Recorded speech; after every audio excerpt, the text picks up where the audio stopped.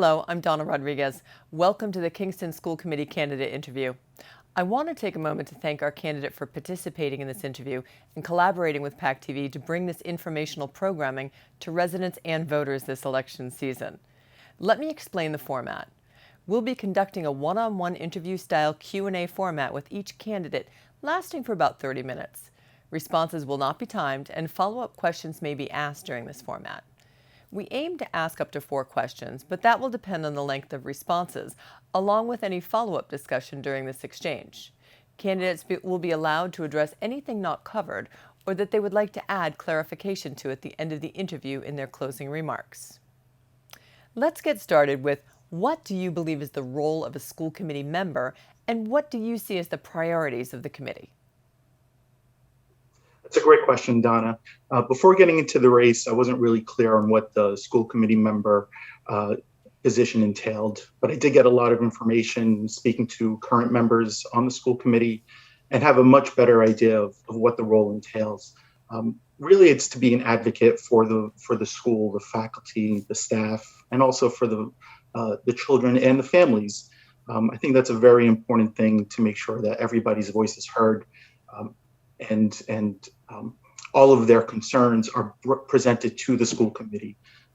The school committee member does have an important position in terms of helping to identify the superintendent, and that will help to bring together the staff that will help support them. Obviously, working on the budget and addressing any policy updates, those are all parts of the school committee member's role, but I feel like the school committee position that I would be looking to get into would help to be an advocate for all of the community and make sure everybody's voice is heard. I feel my current professional experience makes me a good candidate for that. Thank you very much. So how do you see your role in working with other town departments, especially when it comes to advocating for your own organization during budget development, when all departments are looking for pieces of the same pie, sometimes with really limited resources? Working with a budget is very difficult, and definitely with different departments having to try to slice up that pie, as you say. I think it's very important to bring everybody into the same room and to make clear what our end goal is.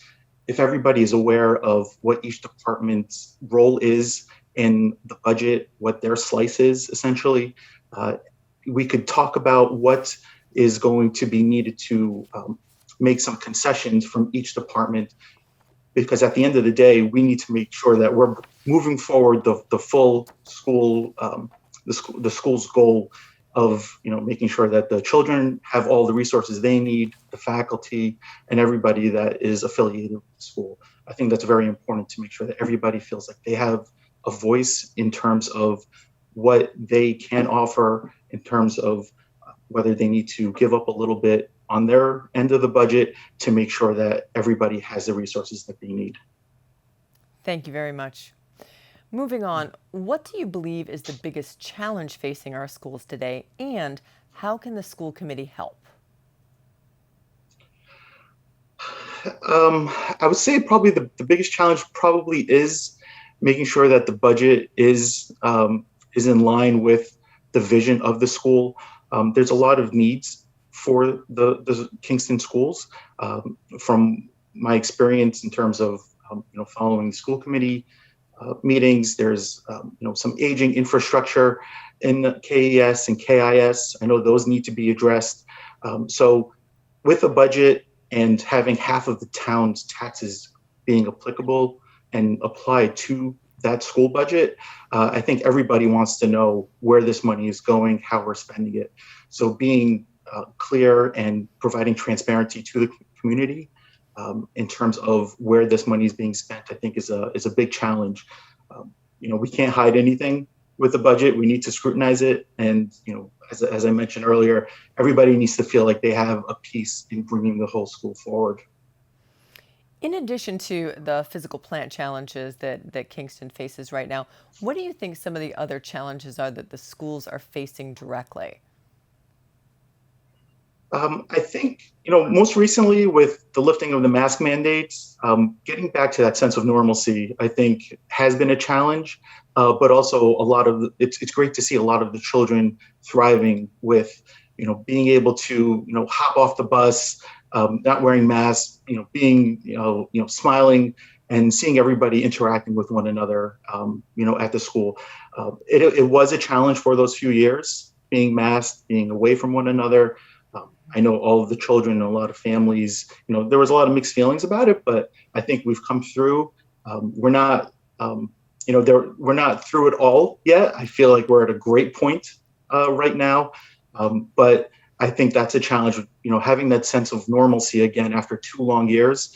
It was a struggle for a lot of folks. And, there's a lot of developmental delays that have resulted from it where, hopefully we're able to catch up over the next, in the short term, being able to see all the facial expressions of the children, the teachers being able to communicate more clearly with everybody. I think that's going to be a challenge that we're probably not going to, be able to overcome right away, but it is something that the schools, I think, in general, will be able to get through. And in addition to the budgetary process, where do you think are the other roles or other ways that the school committee itself can help to support the schools in overcoming some of these challenges?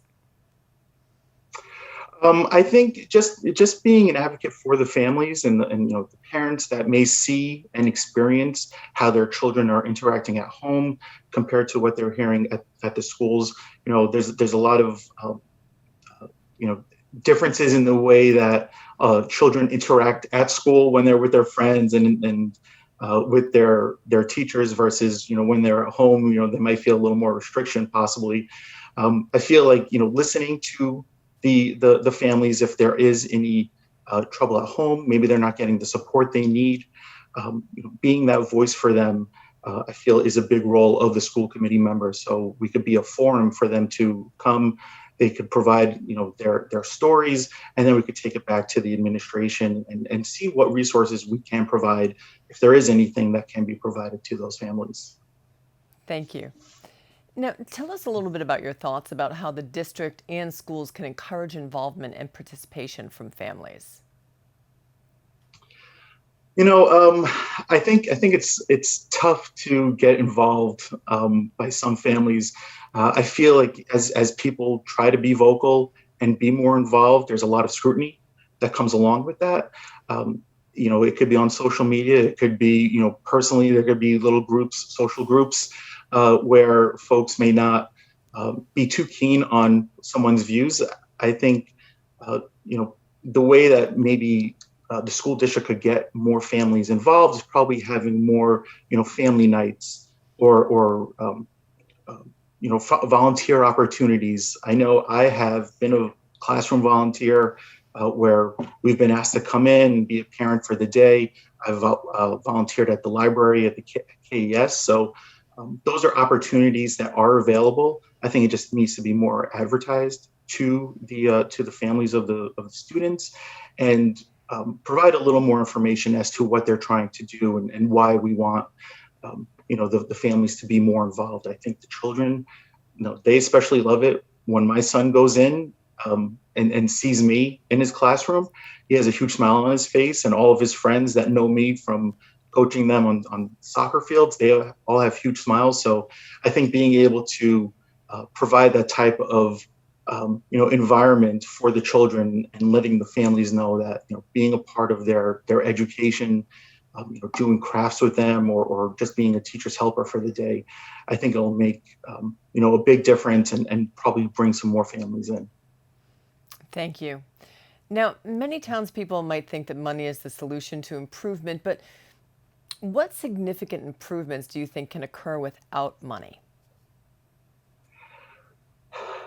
It is tough to make improvements without money. I mean, we are always restricted by a budget, and it's always being cut. Nobody wants to spend more than they need to in terms of just throwing money after potential problems. I think some of the things that can be done that doesn't involve any money is probably just making sure that families are more involved. If it is a matter of helping out in the classroom to provide that additional assistance, providing supplies to teachers, fundraisers such as the Harlem Wizards that's going on next in coming days. I feel like those types of things would be able to not add to the budget, but be able to bring in outside fundraising for the schools. Having that sense of involvement and community with the schools, I think goes a long way. You know, again, having the parents involved or any family member involved with the school, helping it to grow and be, a safe space for the children, I think is a big advantage, and we need to look for ways to promote that. Thank you. So now you're going to have a couple of minutes for closing remarks or to address anything that wasn't brought up that you want viewers to hear, things like topics that you're particularly interested in, and to tell people a little bit more about you and what you bring to the table in your candidacy. All right, thanks, Donna. I'm sure some of you may know me. My name is Michael Shekane. I've been a Kingston resident since 2016. I moved here with my wife, Erin, 6 years ago, and we wanted to be closer to family. That was the main reason. Once we settled into our home here, we knew this was going to be our forever location and where we wanted to raise our children. Andrew, my oldest son, is in 3rd grade at KIS, and my younger son, Daniel, is in 1st grade at KES, and they have enjoyed every minute. In fact, the reason we moved down here was because of our family. Our nieces and nephew are products of the Silver Lake schools. They've went through KES, KIS, the middle school, high school, and they've grown tremendously after graduation. They've had strong bonds with everybody they've met since they've been here. And it was that sense of community that the school offered that really made us want to be involved with the town. Ever since my children started going to school, I try to volunteer as much as I can. I was a classroom parent. I was a volunteer at KES Library. I am currently on the board of trustees for the Kingston Public Library, and I coach my kids' soccer teams on the weekend. So I like to be involved, and I have been, involved for those 6 years, trying to, have that sense of community and being a part of the town. Professionally, I am a project manager for a benefits outsourcing company, and with that role, there's a lot of delegation that needs to, be involved. I need to have time management and work with multiple, groups and various personalities. There are strong folks and there are other types of personalities where I just need to bring them together and make sure that we deliver a solution that is appropriate for our clients. And I think those experiences, the volunteer experience, my professional experience, makes me an ideal candidate for this position of bringing the various groups together, the various departments within town, to make sure that everybody understands our end goal, which is to have a thriving school, which is at the center of our community, and to make sure that everybody is involved. I think that is a big thing where, everybody needs to have a vetted interest in the schools, because that makes us prosper collectively. With my children moving on to KIS and eventually the middle school, I want to be part of the direction that we're going in for the middle school and the high school eventually. So if elected, I would be an advocate for all of the families, all of the faculty, the staff, for the betterment of the school and of our community. Whether you vote for me or another of the qualified candidates on April 23rd, I ask that you just please go out and vote, make your voice heard, and hopefully we can move together in this race and make sure that our school is thriving. Thank you. Thank you, Mike, for participating in this interview. We really wish you the best of luck throughout your campaign and in the election. For our viewers, thank you for joining us. If you're interested in watching replays of this interview, please visit our website, pactv.org/elections, for replay times and online viewing options, including PAC TV's on-demand and streaming service, PAC TV Prime. And please make your choices heard by voting in the election on Saturday, April 23rd. Thank you and good day.